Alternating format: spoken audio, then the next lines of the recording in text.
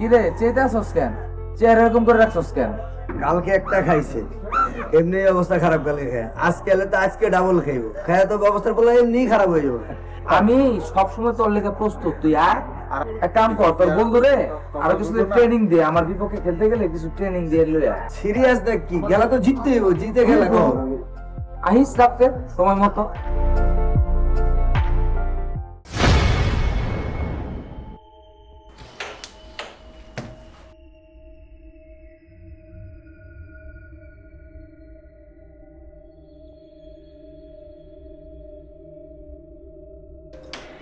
এখনো খেলা হইলো?